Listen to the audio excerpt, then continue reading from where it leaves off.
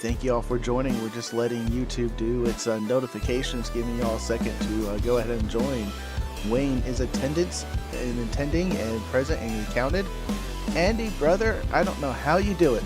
You're first every stream, man. Great seeing y'all. And we got Scott in the back room and Kyle.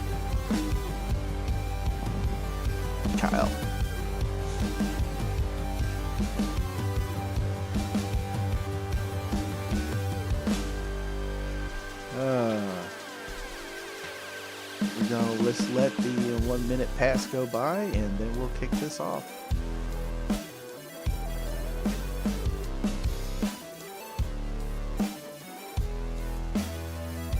What's going on, Roy? Thanks for joining. We got a great one coming up. So looking forward to it.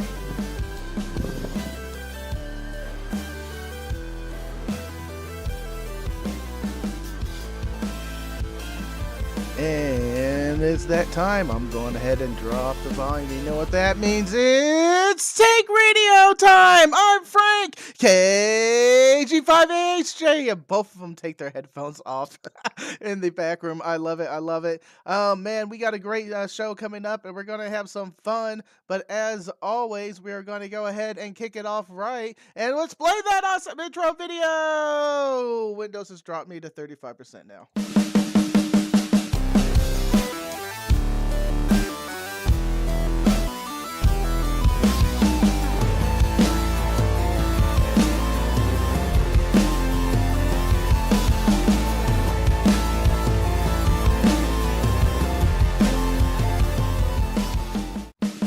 Quick shout out to all my Patreons who makes the show possible. You can support me by joining Patreon in the link below.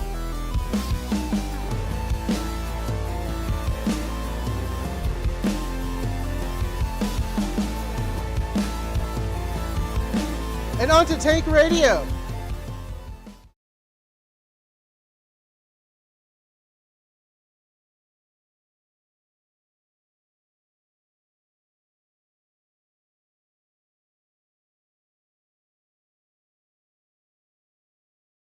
Napoda. So this thing is awesome when you're out. Napoda is the perfect size for a mouse pad. Perfectly fits inside your backpacks. And I love it. I love it. I love it. I can't recommend this is enough. And to get yours today, head over to Corky QRP's Etsy shop and order now. Links in the description below. And it might be popping up right here.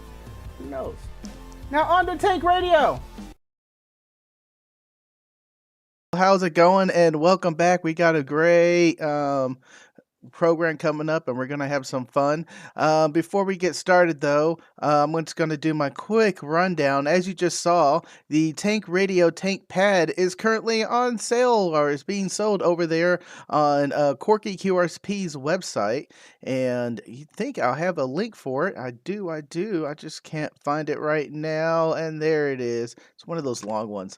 I'm dropping that in the chat. And thank you all for joining. Thank you to all my supporters over here. If you want to support me, Tank Radio, you can go ahead and click the member button linked below, or you go ahead and go over to Patreon and become a Patreon supporter. Patreon supporters get access to my Discord, and then the second and third tiers go ahead and get their names in the videos.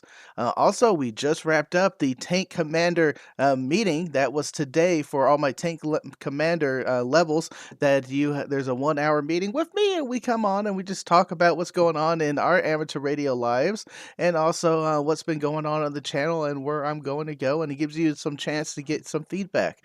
Gives me a chance to get feedback from you and hear what's going on.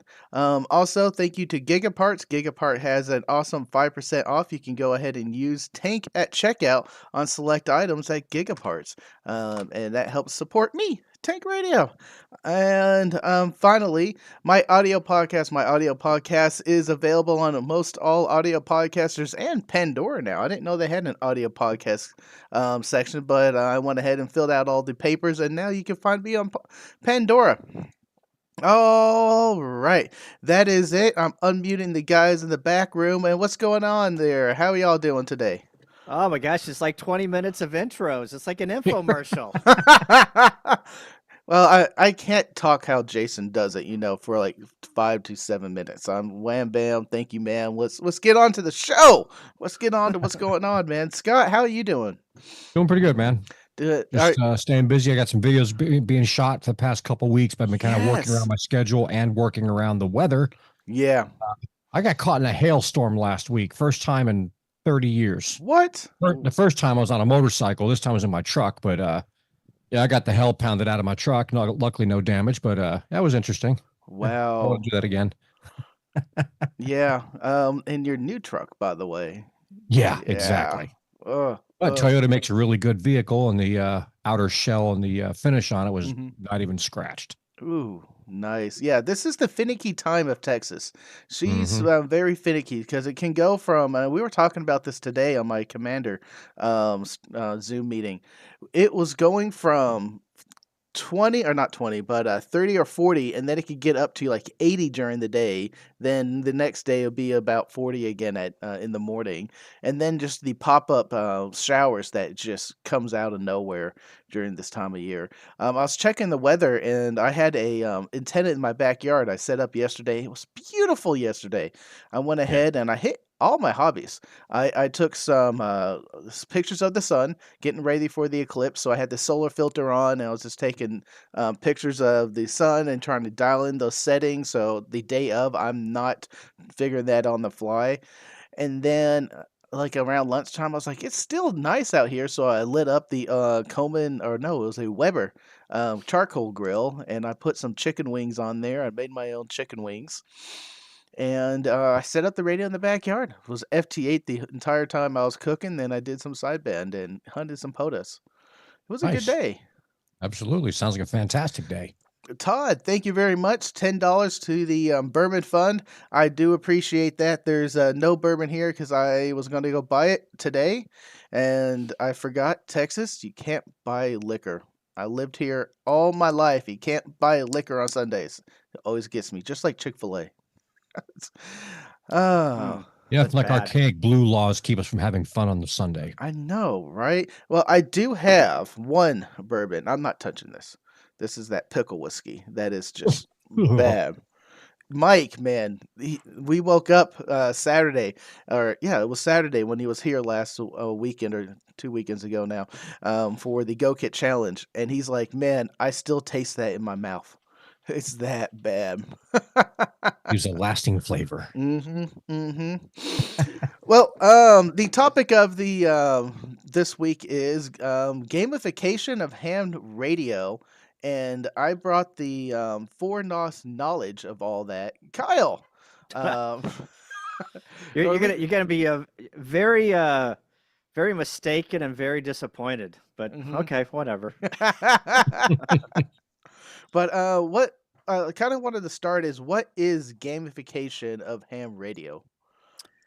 Well, I don't know if there's a definition of it's basically being able to take ham radio and make it a game. So therefore, it not only appeals to young people, younger meaning like under the age of 50, or 55 in this hobby, but also, you know, getting people more people involved, right?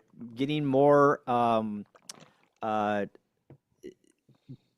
more there's a lot of things that we do in ham radio that you can DX and you can do FT8 and you can do all these different modes, but a lot of the things that one of these things is you can work awards, right? And Hmm. Hmm. that's sort of a game, so but after it's done, there is no other, if you've worked all the rewards or awards, your worked all states or your DXCC, there's not really anything after that, right? Hmm. So the gamification really is, and POTA has done a little bit of this where, you get to 100 parks activated and you get a certificate, right? And there's a leaderboard and, but there's not, it doesn't get down to a smaller level where you're like almost competing with people in your area on POTA. Hmm. That would be one of the things that would make POTA great is if they had a leaderboard for state And, for me in St. Louis, a regional leaderboard that you could like go out and figure out what parks haven't been activated, and maybe that you're competing with other people in your area on how many parks you activate. But it's really about contesting, right? So we have this thing called contesting in ham radio where almost every weekend and during the week, there are different contests going on, and they're sponsored by different people. Sometimes they're individuals, sometimes they're groups, and they put out a set of rules. And the goal of the contest is to make as many contacts in a certain period of time based on the rules for that contest. What happens is a lot of these contests are 48 hours, they're a whole weekend. And I don't know about you guys, but I can't contest for a whole weekend by myself. I just can't do it, right? No. And on a 48-hour contest, I think that the max you can work, I think, is 36 hours. And for 36 hours, I got things to do during the weekend, right? These contesters that sit down and they contest the whole weekend, I don't know what they do, during the week, because they probably have to, trim the bushes and mow the grass and do everything that they needed to do during the weekend during the week. Retirees. Right. So, one of the things that the gamification of ham radio addresses is, why don't we have sprints? And whenever I'm talking about sprints, think about whenever you sit down and you want to stream your favorite first-person shooter, right? You sat down and you might play for 4 hours, but you might play 5 or 6 games during those 4 or 5 hours. Why don't we have a system where we can take like a larger contest? So the people that want to operate for 48 hours, let them go. But why don't we have sprints during these larger contests, longer duration contests, that say, I'm going to do a pickup game and I'm going to contest for an hour and I'm going to compete against people during that hour, and I get gratification from those scores or that game, right? Another issue that we have in contesting is real-time scoring, right? When's the last time that you participated in a contest? It is probably just last weekend, because it always happens. Yeah. You participate in a contest, right? You submit your Cabrillo file to the contest organizers, and then you have to wait months before you know how you did. We should have a system. I don't know why we have the technology on. Why do we not have a system that adjudicates all of the scores in real time, and after that hour is up, after that contest is up, after that sprint is up, whatever it may be, instantly how you did with the other competitors? Well, we kind of had that with TO had that FT8 off once, like every Tuesday or Wednesday or something like that, and that was instant gratification. Scoring. Yeah. And it ran for like an hour. You had a time limit, and it was fun. So this is Right. kind of follow along something along like that, right?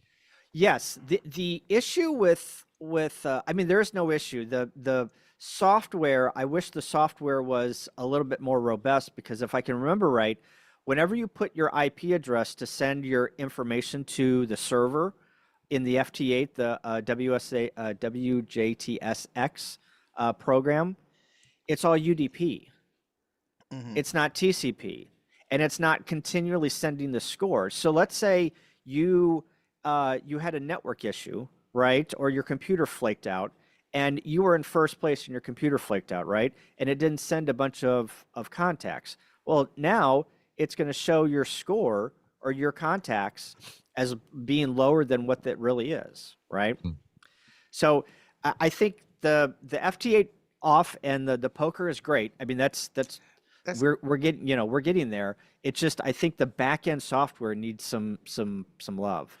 I think the gamification, like you pointed out, really started with Parks on the Air. that really amped up amateur radio, and it showed us that we can do these fun things within the hobby, and then it will still be amateur radio. The FT8 off, I think, is the next one on the mostly trying to gamify it, and they had the real time scoreboards and everything, and it was fun to participate. I haven't played the poker though. I need to get in there.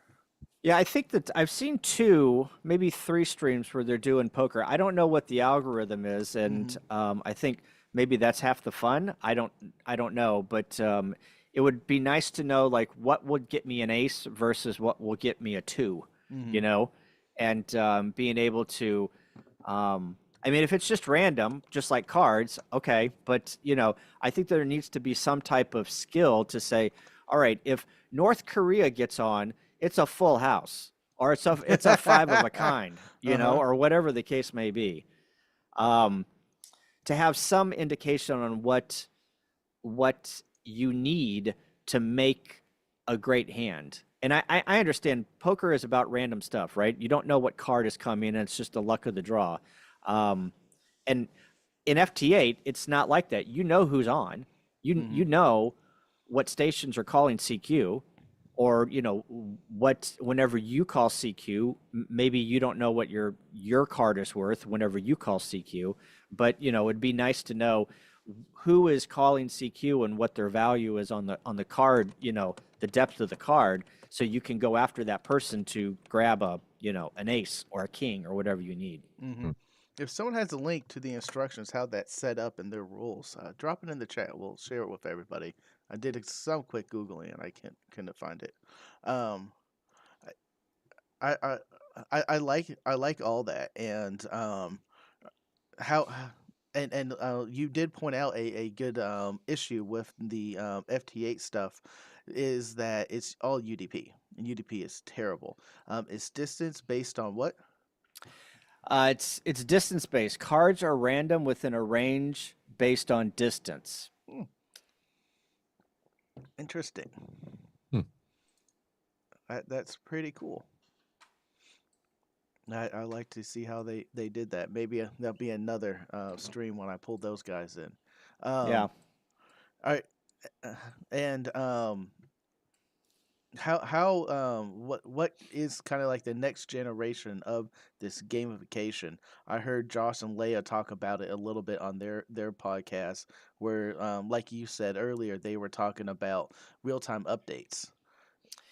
Yeah, I think the first thing we need to do is, and they're working on it. It's just there's a lot of curmudgeons, right? And there's a whole bunch of people. You start talking about real time scoring and judification of scores, in real time, knowing how you did, and all of the people in the woodwork come out and say you can't do that because what if you have a contest or a station that's not on the internet, right? Hmm. And they can't send their score. Well, you know what? A long time ago, we all wrote our logs on paper and we sent them in. And someone said, "Hey, we need an electronic form that you send out called Cabrillo." And everyone got to the Cabrillo standard. Okay, we made that a standard. Why can't we make being on the internet, as a standard? And uh, also, if you're going to be in the top like five of the like, if you're going to work a worldwide contest and you're in the top five, you have to record all of your QSOs and send them in. Record? Whenever you send you have to record your QSOs and you have to send it in for valid, for them to validate the QSOs that you made. So at some point, you have to get a recorder. Like if you're going to play the game and you're going to be in the top five, or I think it might be even the top 10 on the big contests, you have to send in an MP3 or a WAV file of all of your QSOs. How does So that work if you have multi stations? they have programs that record all that stuff. You just record that. It's mostly singles, right? Hmm. So if you're a multi-single or just single, it's you can just record your audio stream. Not every contest is like that, but the big ones are. And I mean, people got over that hurdle, right? Mhm. So it's about changing the paradigm and rethinking, reprogramming some of these people's brains to say it's going to be okay. You know, the world is still going to turn. This is like let's start. You know, let's have the discussion and let's start down the road and let's do baby steps. Let's crawl, let's walk, and let's run. You know, um, and the problem is we have this technology, but we just don't apply it to amateur radio. Like it still baffles me on why we don't have an Ethernet port on the on every single radio that is made. Mhm. I still don't understand. A new radio comes out, put an Ethernet port on it and There make it probably internet connected.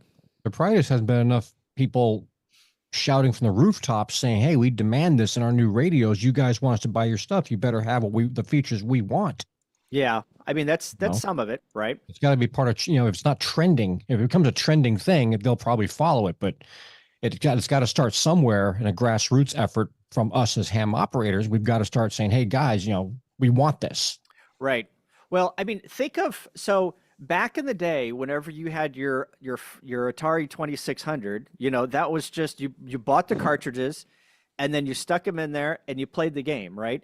At some point, the Xbox and the Wii and all of these devices started to come out that were internet connected, right?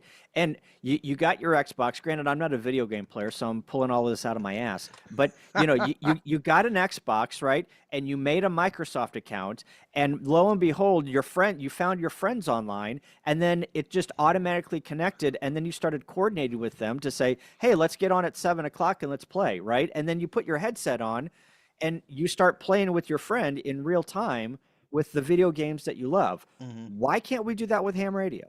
Mhm. I uh I think it's everyone's something that great needs to happen. suggestions from the chat. We'll talk about them later, but for other ways of making gamification, I love these. We'll circle back on them. Um, and also, a lot of people say in the chat like the HDMI. Why can't we get an HDMI implemented on the Oh, back of the well, I mean, radios? HDMI, that standard, those people want billions of dollars. Get rid of HDMI. I really don't care about HDMI. Like, why don't we pipe everything over USB-C? Just put everything over USB-C and be done with it. Mm-hmm. Yeah, seeing USB-C in a few of the newer radios have come out, like the new ID50, I believe, has USB-C for both programming and charging and stuff like that. And it's a Yeah. fantastic feature to have. There's no reason in 2024 we should not have this as a standard across the board. Mm-hmm. Yeah. Yeah. Or at least have some like an aftermarket modification you can do on your radios. If you got like a 7300 that's not under warranty or whatever, there's some kind of way you could open up the case and drop this module in as a mod. Why not have that available? Mm-hmm. And Yeah. and some of the big contests are already gamification of amateur radio, but they're just so antiquated on how they want the logs and very, very rigid in their submission process. And when you figure out or when they finally announce the winners, it's 2 months down the road. We've moved on. Yeah. I mean, that's one of the issues that we have in Missouri here in the Missouri QSO party is like we have yet to receive our plaques for 2023, and Missouri QSO party is in 2 weeks, right? Every single QSO party, which is an entry level contest, that QSO party organizers, I'm talking to you. I'm going to talk directly to the organizers of state QSO parties. Listen to me here. Listen to me good. You need to have your contest over and rules and QSOs, Cabrillo files submitted in 7 days. You have to have all of the results done and calculated within 7 days. And then within 90 days of the QSO party, all of the certificates and all of the plaques mailed out and completed. Please, please. Thank you.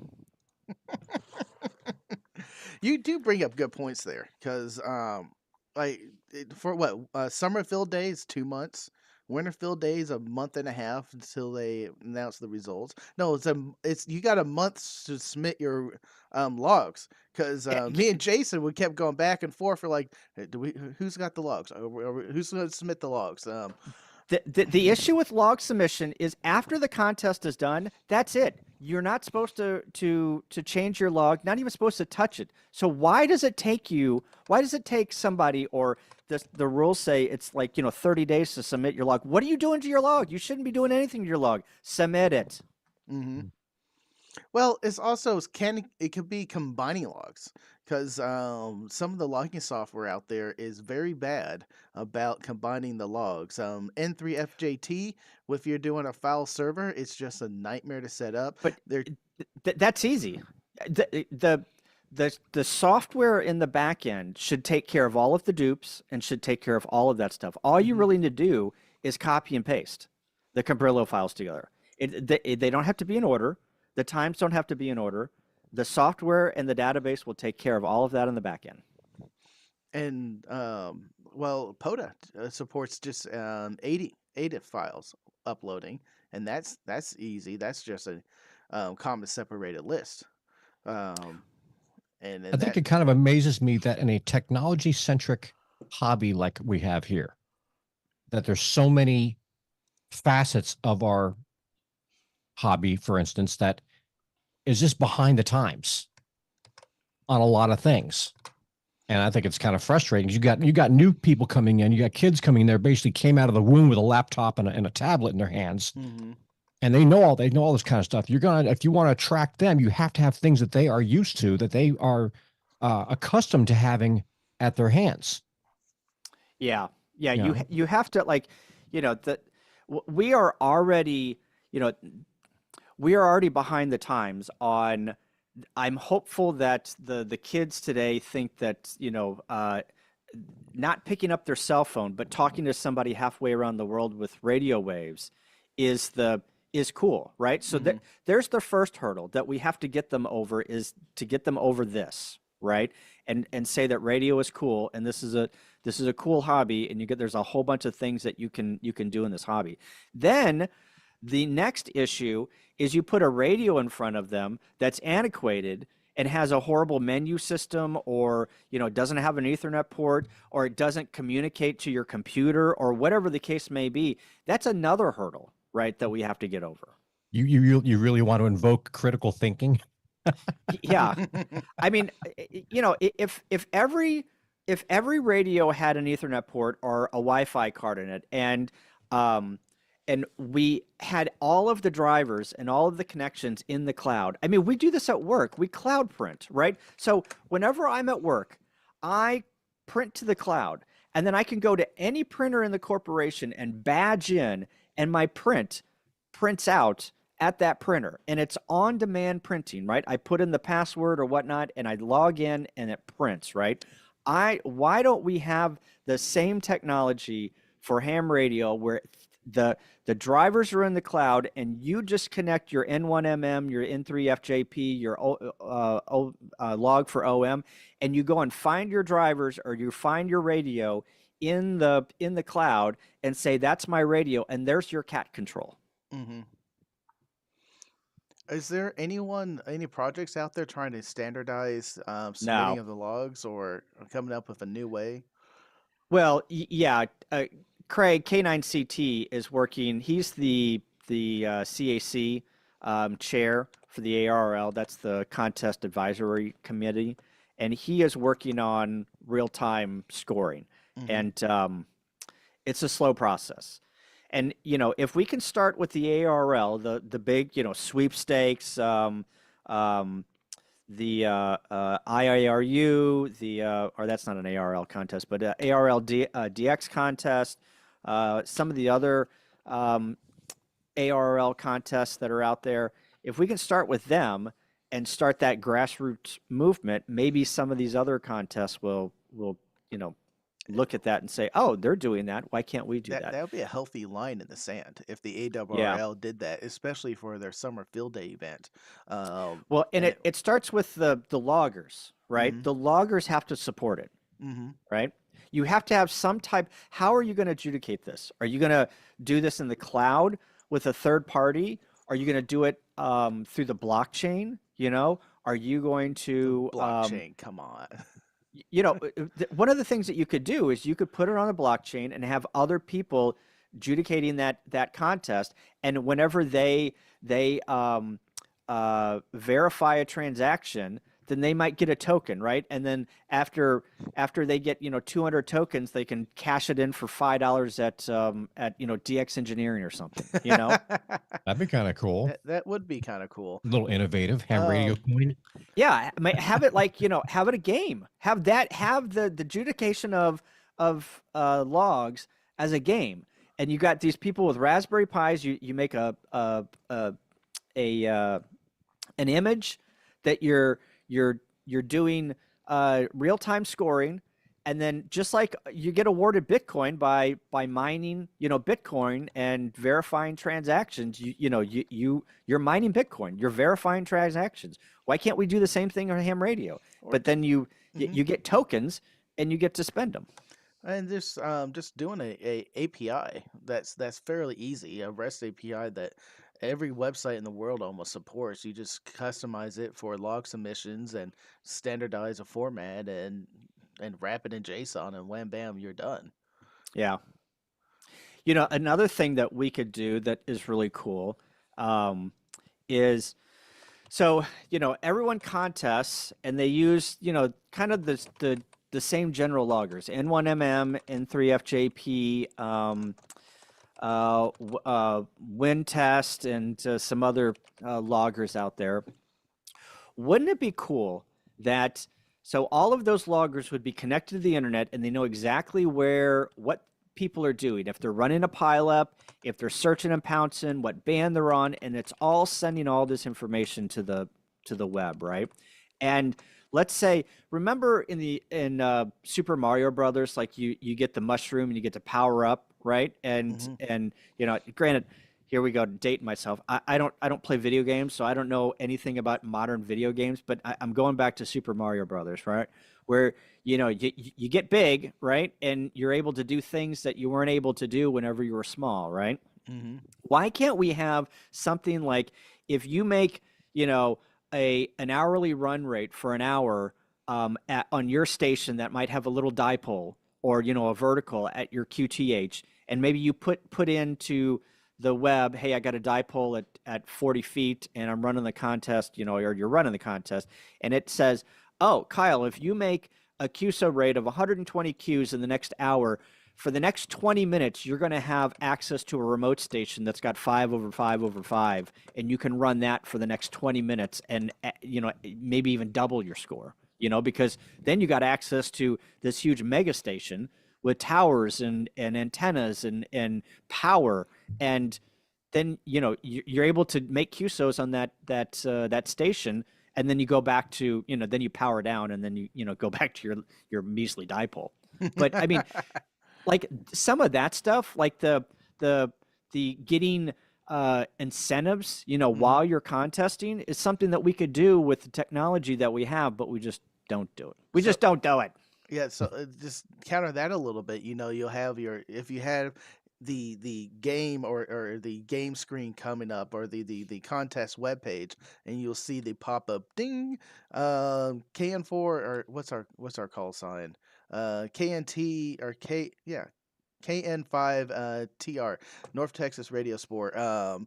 Hit a power up and you see this icon pop up, and then it pops up on their version of the screen. They're like, we're in power up hour. Right. Next right, 10 exactly. minutes. And every it contact could be, counts double.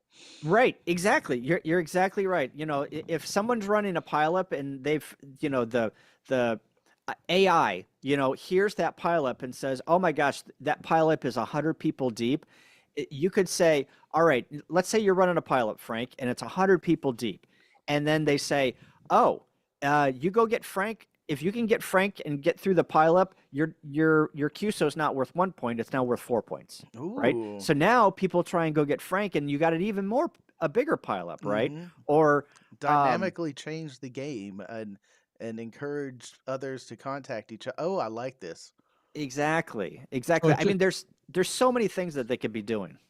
It's just a matter of being able to find somebody out there in the community that knows how to do some programming or coding to create a modern interface type software. Maybe even have the stuff on a VPS Well, where we got the it's Code Red IT guy, Kyle, there. No, I'm not a programmer. No. We got a C++ developer, and we got Don in the chat, a C guy.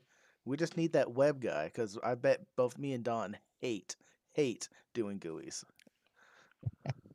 But I mean, Scott, you're onto something. We need people from the grassroots effort to design interfaces and great looking software that takes N1MM and makes it look like it was programmed in the 80s, right? I mean, we're just so used to these interfaces that are archaic, right? And it, why do I have to install a piece of software? Why isn't my log and all this stuff on the web and it's just an interactive? I don't even know what the latest and greatest web interface, like back whenever I was in college, it was Ajax, and I don't even know if Ajax is around anymore. But anyway, just all of these new technologies and these new programming languages. Why can't we do something cool on the web and everyone migrates to that software, and we're able to connect our computer through cat control through the web, and you log into a web interface and it sees your computer, or I'm sorry, it sees your radio, right? And you tune the VFO dial, and it's sending stuff into the cloud, and you're seeing it on your screen. And therefore, if we put it all on the cloud and everyone logs into the same interface, then we can take all the statistics and do all those cool things, with the real-time scoring and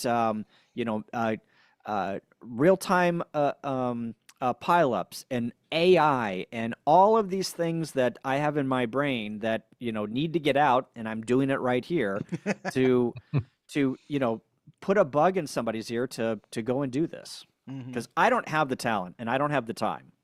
So what do you think would be the first step? What's the first step in this to get this thing moving forward? That like getting it out to the community and see if we can find some people that might want to help develop this and make it into something, become like the founders of this idea. Yeah, I mean, we already have. So if you go over to Groups.io, and let me see if I can find the I got to log in. So go over to Groups.io, and there's a Groups.io chat or mailing list. Still on mailing list. Yeah. It's called Radio Sport V2, and we also have a Discord. Let me put the Discord invite in the chat. I'll put both of them. I gotta find it. Let's see. Where do you invite people? Here we go. Copy. So let me put this. Oh my gosh, where's my technology? It's hard. All right, so go and there's the Discord link to Radio Sport 2.0, and there hasn't been a lot of activity. I mean, the last post was me on the 19th, and before that it was the 28th of February. So I mean, there's not a lot of posting out there, but I mean, we need more people talking about it, right? And maybe this stream will connect with somebody that will be like, oh, I want to be a part of that, and I've got some clock cycles. I can go and do something. So I mean, if you form like a mastermind group, had a lot of people that brought different talents to the game, right, and everybody kind of sits around and discusses this stuff, something will come of it. Something will be created from that. Yeah, we need people that are smarter than me, that have a lot more time than me to to make this thing a reality. Because I don't have the time. Yeah. Because I love to spearhead this, but I'm spending too much time on my second job, which I'm jokingly calling it, but the channel work and everything. And Todd says the World Radio League is trying to go in that direction. I'm a little cautious about the World Radio League and what they're trying to do. So I'm waiting for that to shake out, but I'm hopeful that they are not just copying what Jerry did on POTA on hammers and I'm cautious about what's going on over there.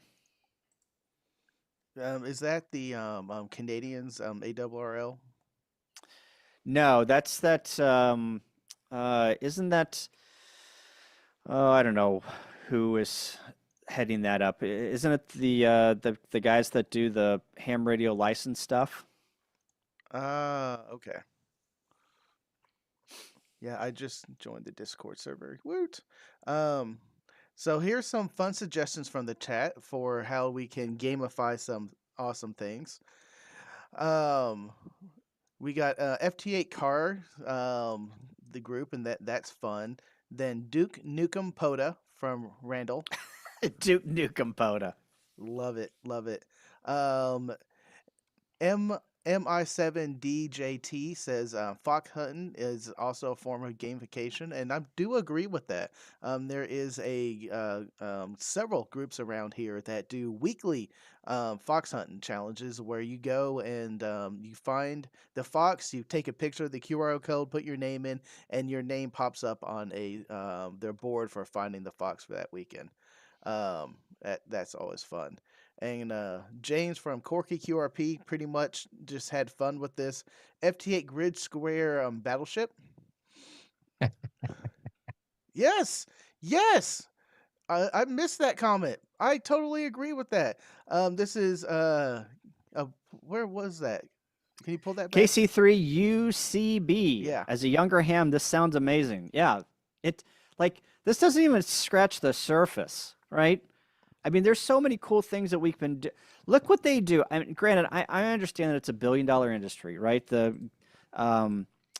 Just think, if we took one of those Twitch streamers that had millions and millions of followers, right? And they get on and thousands, like 20, 30, 40,000 people are watching this person play game, he or she, right? Just think if they got into amateur radio and they started streaming a contest on their Twitch channel and it had the reach of 20, 30, 40, 50,000 people, right?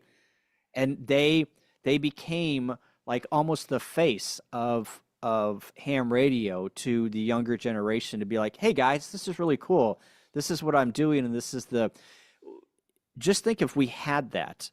That would be amazing for the hobby, right? But they would have to show off this really cool interface that would get people talking about ham radio and wanting them to POTA or contest or do sprints or whatever the case may be.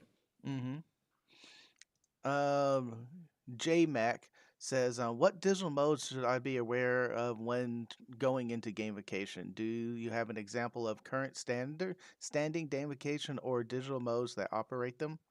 No. So JMac, I mean, we're talking about, it's not just digital modes. It's CW. It's FT8. It's single sideband.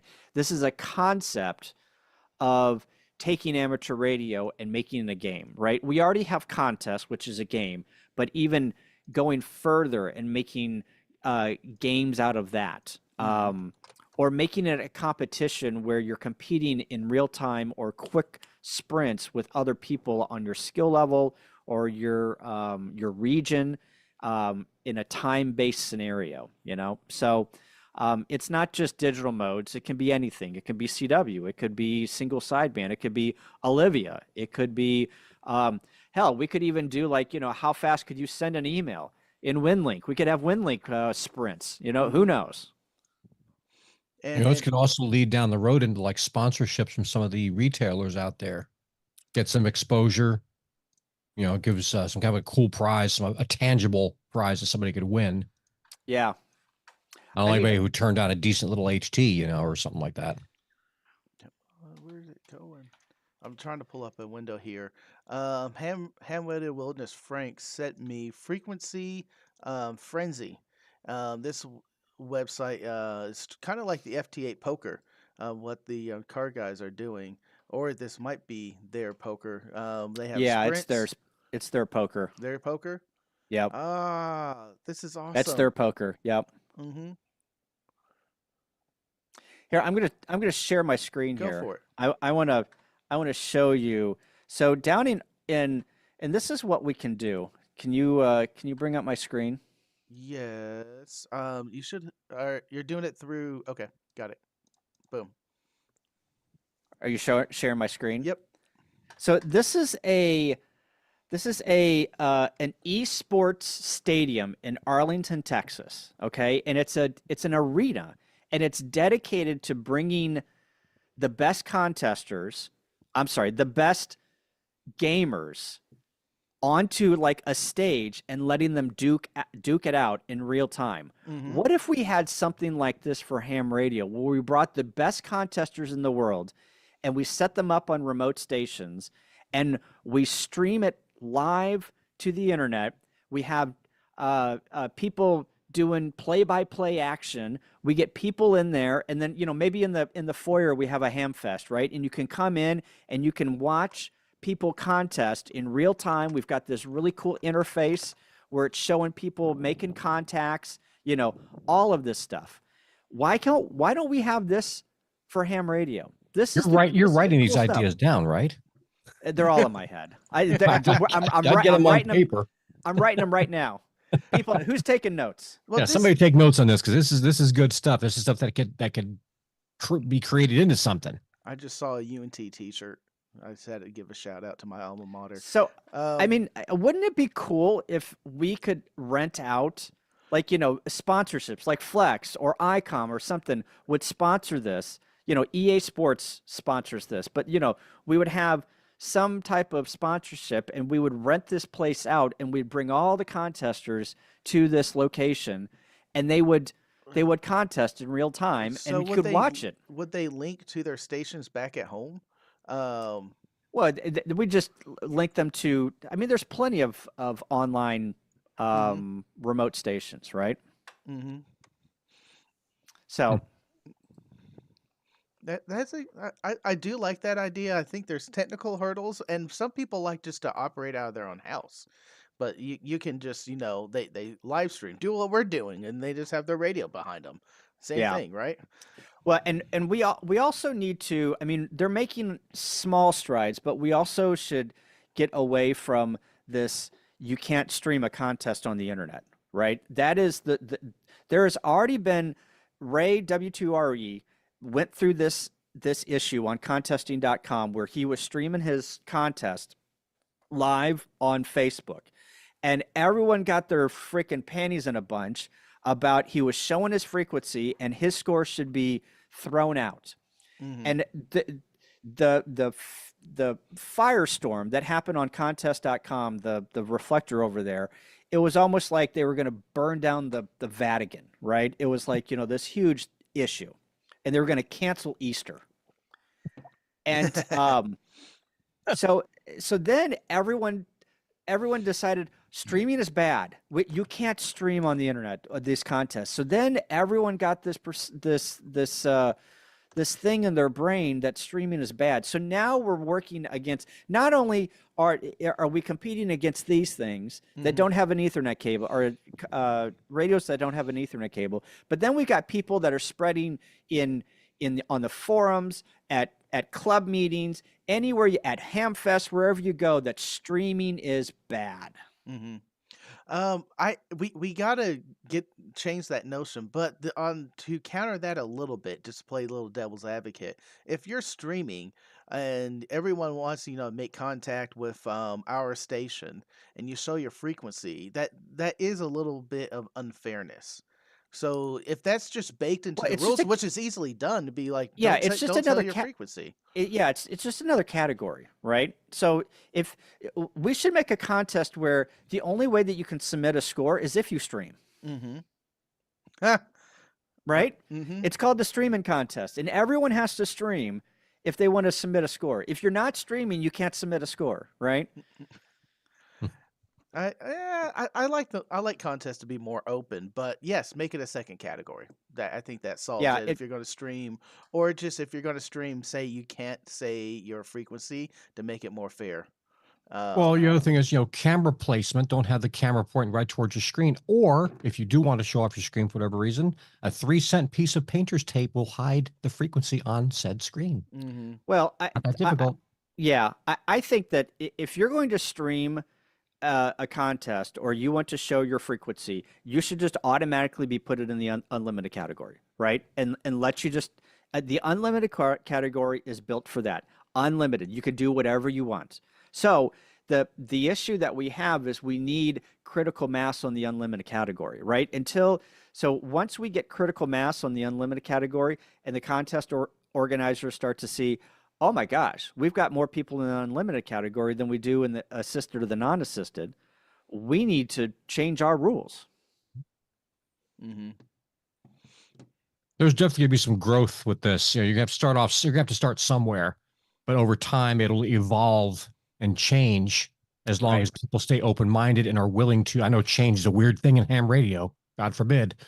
But you know, if we embrace that change and just let it go where it's going to go, it'll develop into something really cool. I think I can envision that. Yeah. Don's saying he's like the contest that happened the other day. He was talking about the Go Kit Challenge.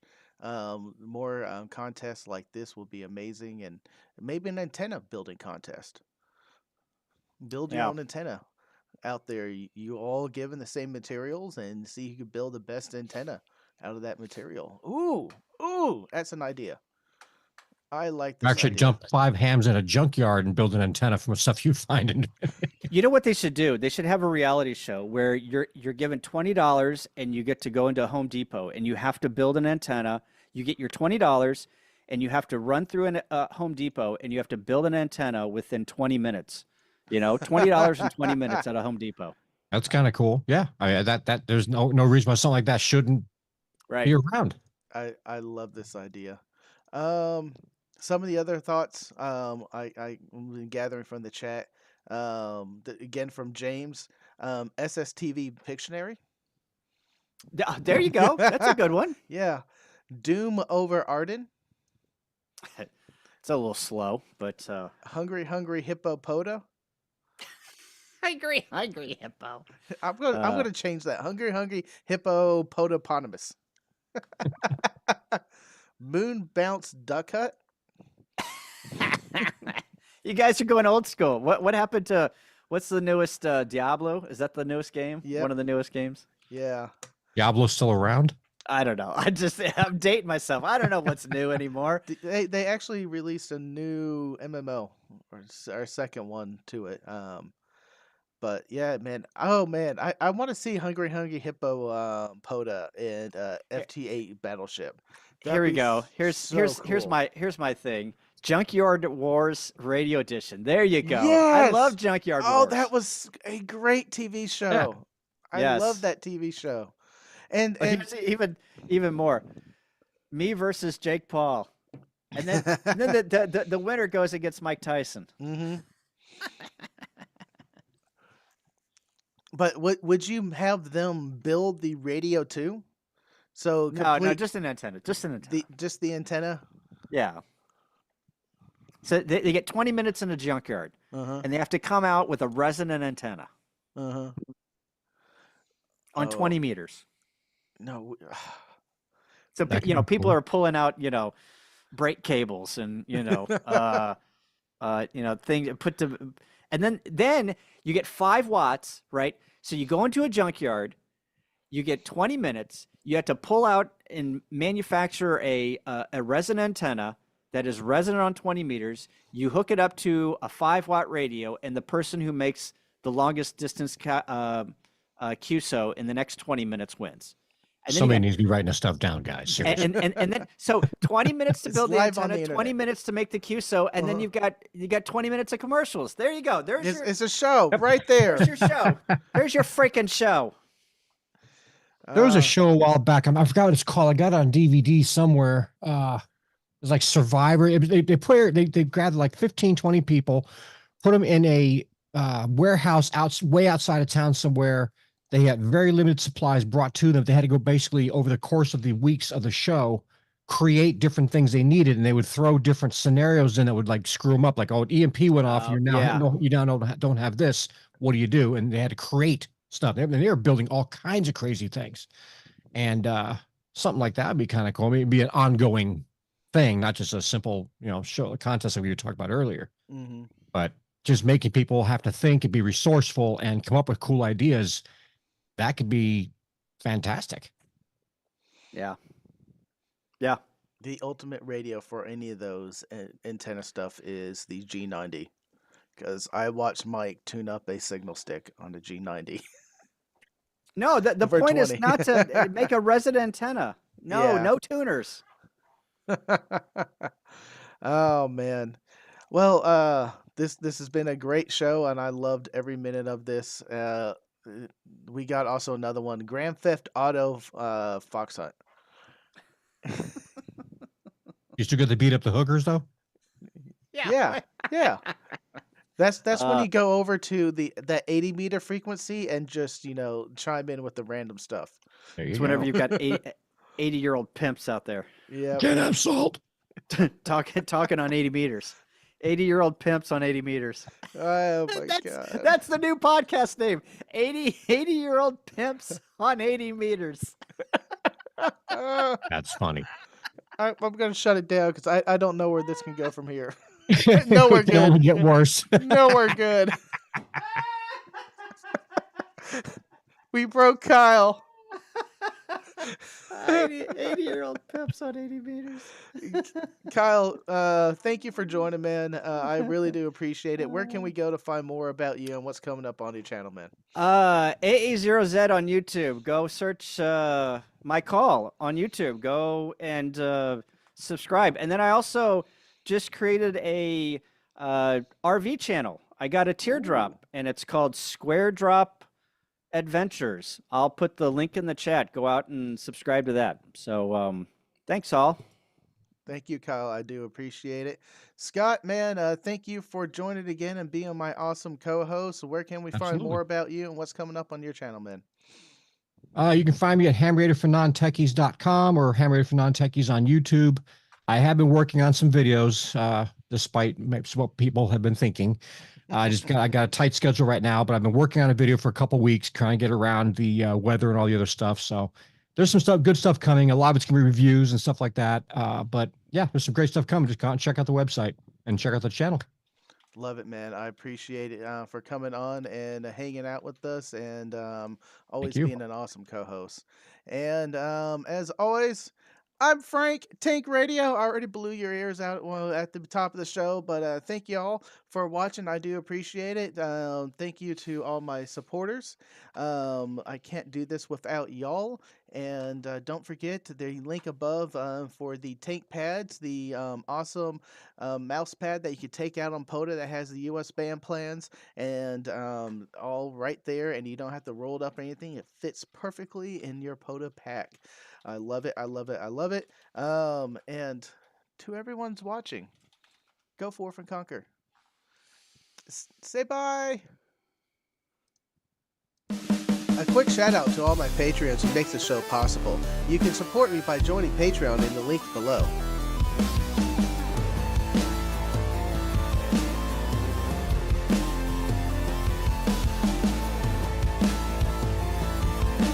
And on to Tank Radio.